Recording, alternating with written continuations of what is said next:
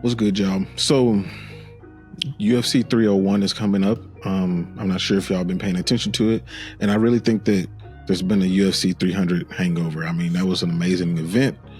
Crazy things happened from it, but UFC 301 is literally just a few days away, and there hasn't been a lot said about it, and kind of for good reason. If you look at the card, if you look at the numbers, there's only one fighter, and that's the champion, Alexander Pantoja, that is ranked in single digits, and he's a champion, so he's not really technically ranked. Nobody else is ranked any higher than 10, including the challenger, Steve Erceg. So this is what I've kind of dubbed the hangover card. Anytime there's a major event, the couple of cards that happen afterwards are devoid of that top tier star level talent, and so therefore the cards end up being kind of lackluster from the point of name value. But that doesn't mean that it's going to be a bad card. A lot of these cards that have low expectations normally over deliver, so we'll see how that happens. But I did want to look at 5 reasons to watch UFC 301. Hey, exciting news. I'm thrilled to announce our partnership with BetStamp and Sign Up Expert, and it's opening an incredible opportunity for you to join some of our favorite sportsbooks to get the best odds on the internet. With the summer slate of UFC and Bellator and PFL events coming up, there's no better time to jump in than right now to get some of the best deals they got going. So head over to our dedicated page at signupexpert.com/makingthewalk to explore the selection of sports books tailored to your region, each with unique offerings and deals. And I stress deals. So if you're ready to take your sports betting to the next level and show some love for Making the Walk, I highly recommend jumping on this opportunity right now. The link's down in the description. So anyway, back to what I was saying. The first one, the return of Jose Aldo. Now, for me, I have Jose Aldo in my top 5 all time. He's an elite fighter, a Hall of Famer, and he's coming back. He hasn't fought since 2022. Why he's coming back, I don't know. Maybe a bag of cash. If you really look at what he was doing before he left, he actually won 3 of his last 4, and he actually has 3 wins over currently top 15 ranked fighters. So he's not totally out of it. He's not one of those people who left on the skid. Now, I wish that this fight was against Dominic Cruz, but I've heard that was something that was on the table, but it didn't get to fruition. But this fight against Jonathan Martinez is a very interesting one, to say the least, to see where Jose Aldo is in his advanced age. But I am curious what his goals are. Is he coming back for just one fight, or is he actually coming back to actually make a run at the title? I don't know. It's pretty interesting. Reason number 2, Steve Erceg's quiet speed run. Now, if you are a person that watches this channel a lot, I often refer to Alex Pereira's rise to the middleweight championship as a speed run to the championship. But his ascent to that came along with having a storyline with the champion. Another person who was lower ranked, who had a title chance that people didn't really see the reason for it, was Dan Henderson when he fought Michael Bisping when Bisping was middleweight champion. But that came along with a storyline.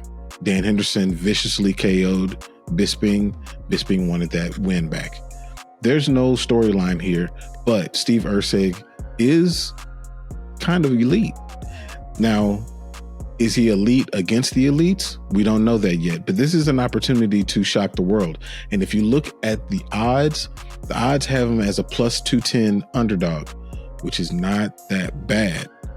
Normally you see something with this big of a gap in the rankings, you think that there would be, a much larger line, but he's closer than a lot of people think. So if he's able to pull off the stunner, it'd be pretty interesting talk on Monday.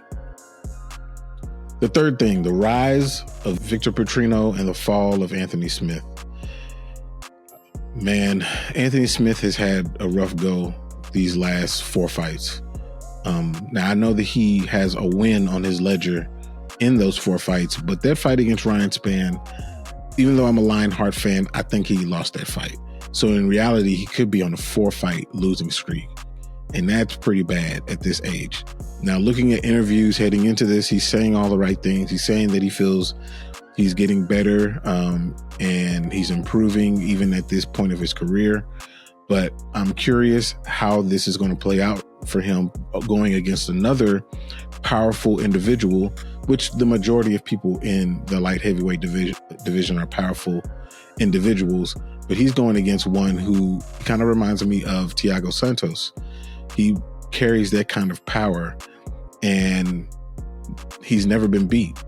He's hard to take down, which is something that Lionheart tries to get people into nowadays. So I don't know. I think that this is a hard fight for Anthony Smith, and one of those fights where I'm kind of covering my eyes a little bit because I don't want to see somebody that I admire get in there and get bludgeoned. But we'll see. Maybe he has something up his sleeve that we don't know about. Number 4, Iasmin Lucindo's top 15 shot. Now, a lot of people don't know who Lucindo is, but she has been in the UFC for a few fights. She's only 22 years old, and she's getting a shot to jump into the rankings against Karolina Kowalkiewicz. Now, Karolina Kowalkiewicz is coming off of a 4-fight win streak right now, so she's actually kind of hot right now. But I do still feel like they're kind of feeding her to Lucindo. There's a 16-year age gap between the two. And the Karolina Kowalkiewicz that challenged for the title some years back, this is a totally different fighter. And I think this is Lucindo's fight to lose, and this is what the UFC expects for her to be able to jump into the rankings and make things interesting. One thing interesting about Lucindo, and this is what I believe the UFC finds interesting, is she's a finisher. She has a 73% finish rate. That's really elite when it comes to women's MMA. So look for her to get another finish. I think it might be a submission, but look for her to find her way into the rankings with the win over Karolina Kowalkiewicz. And last, but definitely not least, and I feel like this is something that's really flying under the radar, is the finishing of JoAnderson Brito. JoAnderson Brito has an 88% finishing rate. The man finishes fights. His last win without a finish, get this, a lot of people don't know this either, the last win that he had without a finish was against the number 14 ranked future star Diego Lopez. Imagine that. That's crazy, right? How could that fight fly under the radar? He beat Andre Fili in 41 seconds. That's wild. I believe that this is a future contender in the featherweight division, and he's going totally under the radar. This is a chance for him to show out when people least expect it. Look for him to get another finish. So those are my 5 reasons to watch this card, but let me know in the comments what are reasons that you think people should tune into this card, or what are reasons that you think people shouldn't tune into this card. I mean, I'm curious. I'm going to watch it because that's just what I do, but let me know what you think. Till next time.